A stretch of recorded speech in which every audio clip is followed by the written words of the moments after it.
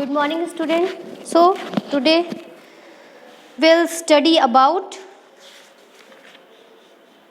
Leaves, है ना, trees के बारे में। कल हमने पढ़ा कि कौन कौन से प्रकार के प्लांट्स होते हैं, हमने ऑलरेडी यस्टरडे पढ़ लिया था। ओके, तो क्लाइंबर्स और creepers I already have explained you कि क्लाइंबर्स क्या है, क्रीपर्स क्या है, ठीक है ना।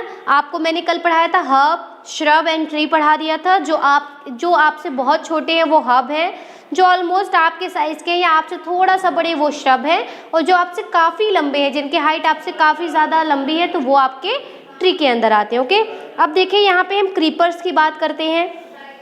क्रीपर्स भी मैंने आपको लास्ट वीडियो में एक्सप्लेन किया था कि वो प्लांट्स जिनकी स्टेम काफ़ी वीक होती है ना, काफ़ी वीक होती है, and that can not stand upright, जो अपने से एकदम सीधा नहीं खड़े हो पाते हैं, है ना, वो ज़मीन पे फैल जाते हैं, उन्हें हम क्रीपर्स कहते हैं। और क्लाइंबर्स कौन है? वो climbers while those that they support, वो पौधे जो किसी दीवार या पौधे का सहारा लेके आगे बढ़ते हैं या बड़े होते हैं, वो क्लाइंबर्स कहलाते हैं। ओके, तो इस तरीके से हो गया। अब हम देखते हैं perhaps there are, page number 54 पे। Okay, perhaps there are some plants in your school, तो मतलब कुछ पौधे ऐसे भी होंगे जो आपके स्कूल में होंगे, घर के आसपास होंगे, गार्डन में आपके आसपास होंगे, आपने देखे होंगे। तो 2 ट्रीज, श्रब, हर्ब और creeper growing in your house और स्कूल। तो आपको दो ट्रीज के नेम लिखने हैं, 2 हर्ब्स के नेम लिखने हैं, 2 श्रब के नेम, 2 क्रीपर, 2 क्लाइंबर के नेम आपको लिखने हैं, ठीक है ना। ये आपका होमवर्क है कि 2 ट्रीज के नेम लिखने, कौन कौन से प्लांट्स को ट्रीज कहा जाता है, कौन कौन से प्लांट्स को श्रब कहा जाता है, कौन से को हब कहा जाता है, कौन से क्लाइंबर्स है, कौन से आपके क्रीपर है। ओके, चलिए 7.2 पढ़ते हैं। Stem, observe closely the stem of different plants around you. तो आपके चारों तरफ जो उन स्टेम्स को आपको ऑब्जर्व करना है जो आपके चारों तरफ आपको देखने को मिलते हैं। Note down different structure parts born by the stem. Compare your observation with that your friend. What do you find? Stem bear leaves, branches, buds, flower and fruits.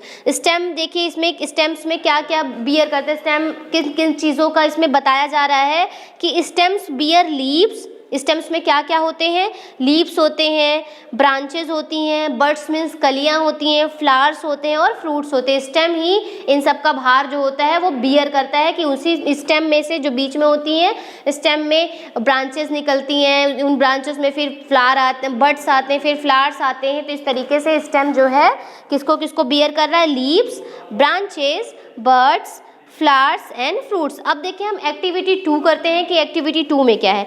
We would require a glass. Activity 2 करने के लिए हमें एक glass की ज़रूरत पड़ेगी, थोड़ा पानी की ज़रूरत पड़ेगी, और उसके बाद रेड ब्लू इंक की ज़रूरत पड़ेगी एंड अ सॉफ्ट स्टेम की ज़रूरत पड़ेगी।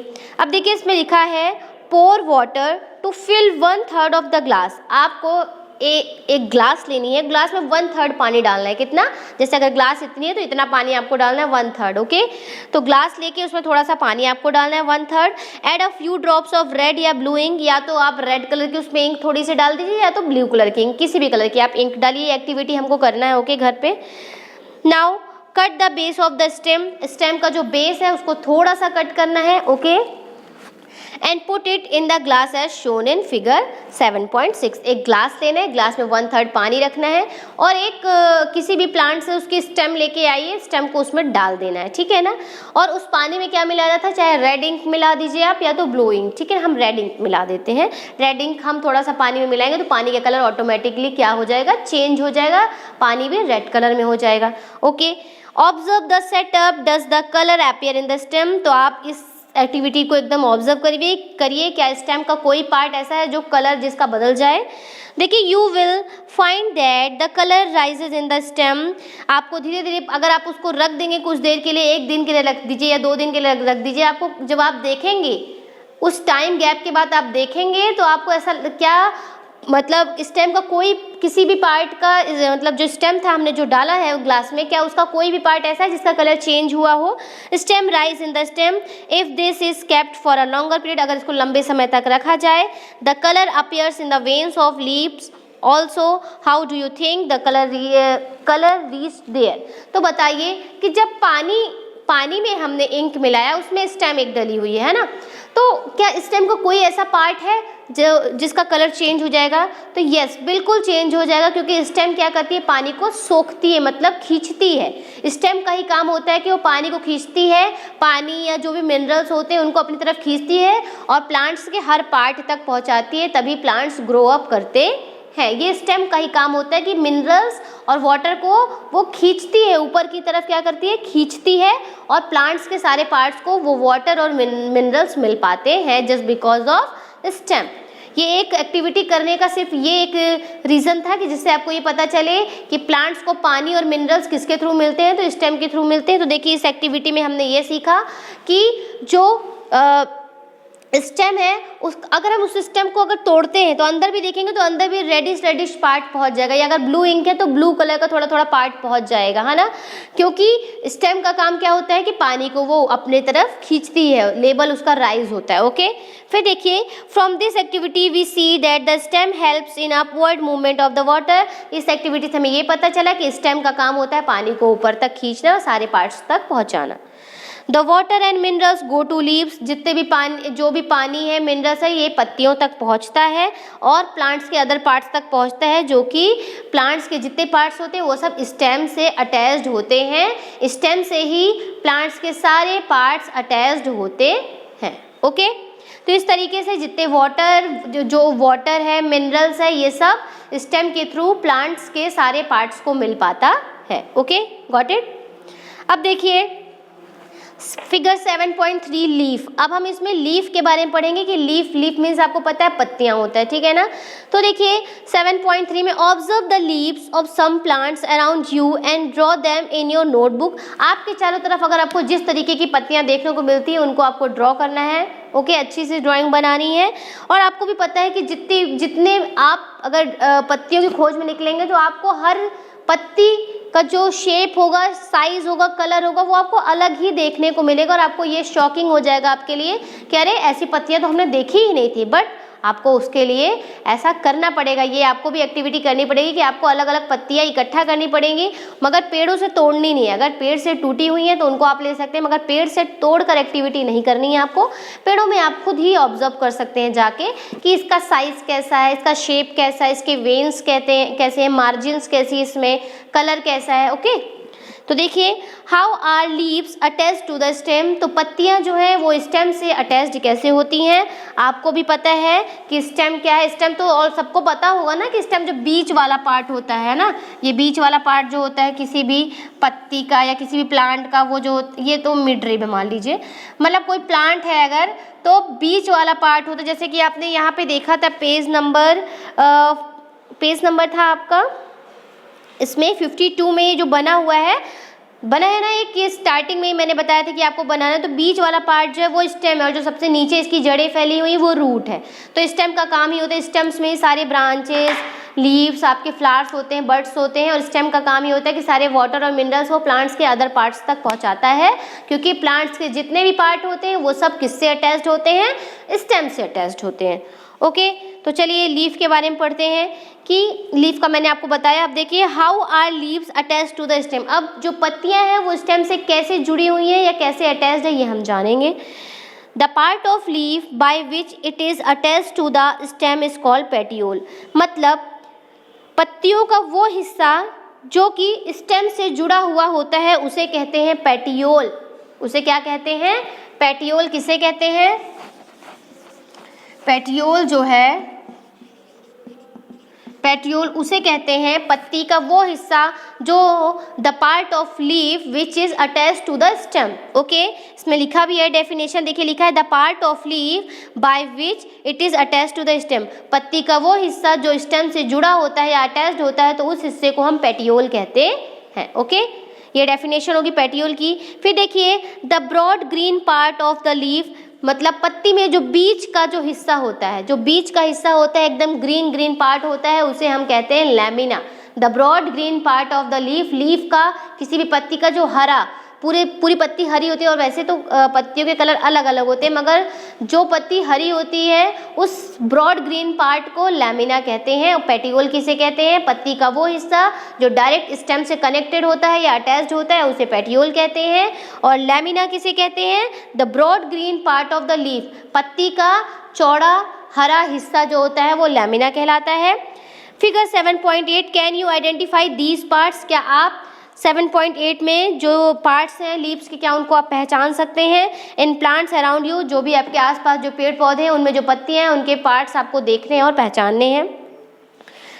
Do all the leaves have petiole, क्या सारे लीव्स में पेटियोल होते हैं? ये क्वेश्चन मार्क है। आगे देखते हैं। Let us get to know the leaf better by taking its impression. If you thought that leaves cannot sign, here is an activity which will make you think again. तो यहाँ पे एक activity है, देखिए 7.8 में एक पत्ती बनी हुई है। पत्ती में मैंने आपको लैमिना बताया कि ब्रॉड ग्रीन पार्ट, देखिए यहाँ पे इंडिकेशन, यहाँ पे साइन बना हुआ है ना, तो ये जो ब्रॉड पूरा हरा पार्ट है ये लैमिना है। पेटियोल आपको देखिए नीचे वाला पार्ट है, पत्ती के जो नीचे वाला पार्ट है ये स्टेम से एकदम जुड़ा हुआ है, तो ये आपका पेटियोल है। स्टेम आपको पता है कि एकदम बीच वाला पार्ट जो होता है वो स्टेम होता है, ठीक है। तो अगर ऐसा कहा जा रहा है क्या पत्तियों से साइन किया जा सकता है, क्या पत्तियों को छाप, वो जो प्रिंट होता है प्रिंट हो सकता है पत्तियों का क्या? अगर आप सोचते हैं कि ऐसा नहीं होता है तो आपको एक बार दोबारा ये चीज़ सोचनी पड़ सकती है, जो एक्टिविटी अभी हम करेंगे उस एक्टिविटी के बाद, कि पत्तियों से भी साइन हो सकते हैं या पत्तियों का कुछ हिस्सा छप सकता है या नहीं, तो ये हम करते हैं, ठीक है। Activity 3, put a leaf under a white sheet of paper और a sheet in your notebook. तो एक वाइट कलर का पेज लीजिए, प्लेन पेज लीजिए, प्लेन पेज के नीचे पत्ती को रखिए, ठीक है ना। प्लेन पेज के नीचे आपको क्या रखना है? देखिए जैसे 7.9 में दिखाया जा रहा है कि एक वाइट कलर की शीट ली गई है और उसके नीचे पत्ती को रखा गया है, और रखने के बाद जैसे पकड़ा है इसने वैसे पकड़ना है, होल्ड करना, और पेंसिल की टिप से पेंसिल को तिरछा करके उस पत्ती के ऊपर ही आपको ऐसे लाइन बनानी है। और बनाएंगे तो आप कुछ देर बाद खुद ऑब्जर्व करेंगे कि पत्तियों के ऊपर जो पतली आपको रियल जो लीफ है, रियल लीफ में जो लाइंस बनी होती हैं या जो भी उनकी डिज़ाइन बनी होती है वो देखेंगे आपको थोड़ा थोड़ा, आपको आपके वाइट कलर के शीट, जो वाइट कलर का पेपर लिया है उनमें भी आपको वो लाइंस, वो डिज़ाइन हल्की हल्की, पूरी क्लियरली तो नहीं आएंगी बट हल्की हल्की दिखने लगेंगी, जिससे कि ये पता चलता है कि पत्तियों से भी हम साइन कर सकते हैं। अगर किसी का मानना ये है कि पत्तियों से साइन, वो साइन नहीं जो हम सिग्नेचर करते वो नहीं, कुछ साइंस पत्तियों के हम अपने वाइट शीट में भी ले सकते हैं। डिज़ाइंस, वेन्स जो है उनकी पेटियोल, ये सब हल्का हल्का उसमें दिखने लगता है अगर हम उस पेंसिल से ड्रॉ करते हैं, ओके। ये हो गया। अब देखिए यहाँ पे लिखा है these lines on the leaf are called veins. अब ये जो हमने ऐसे पेंसिल से किया, अब ये जो लाइंस बनी है हमारे वाइट शीट में, इन लाइंस को ही वेन्स कहा जाता है। क्या कहा जाता है? Veins, okay. जो पत्तियों के अगल बगल लाइंस बनी होती हैं, जैसे मान लीजिए कि हमने ऐसे पत्ती बनाई, मेरी ड्राइंग तो बहुत खास नहीं है बट ऐसे मान लीजिए कि ये पत्ती है, ऐसे करके कुछ ऐसे पत्ती है मान लीजिए ये, तो पत्तियों में आपने देखोगे ये तो बीच वाला पार्ट होता है मिड रिब, है ना। फिर यहाँ पे ऐसे पत्ती की में लाइंस बनी होती है ना, ऐसे ऐसे, तो ये वेन्स है। क्या है ये? वेन्स है, ओके, ये वेन्स है। और जैसे देखिए ये यहाँ से स्टेम कनेक्ट होता है, स्टेम होता है यहाँ से, तो यहाँ ये पेटियोल हो जाएगा आपकी, ठीक है, इस तरीके से। फिर देखिए इसमें लिखा है दीज लाइंस, तो ये जो लाइंस बनी है ये आपकी वेन्स कहलाती हैं। फिर देखिए do you see a prominent line in the middle of the leaf, तो लीफ के बीच में ये जो लाइन होती है, लीफ के बीच में ये जो लाइन होती है इसे कहा जाता है, देखिए this is called mid rib. इसे क्या कहा जाता है? मिड रिब, इसे हम कहते हैं मिड रिब, ओके। और ये जो सारी लाइंस हैं इनको कहते हैं वेन्स। क्या कहते हैं? वेन्स, ठीक है ना। तो ये देखिए उसके बाद हम जानते हैं कि the design made by veins, तो वेन्स के द्वारा ये जो डिज़ाइन बनती है हमारे पत्तियों में, इन्हें लीफ वेनेशन कहते हैं।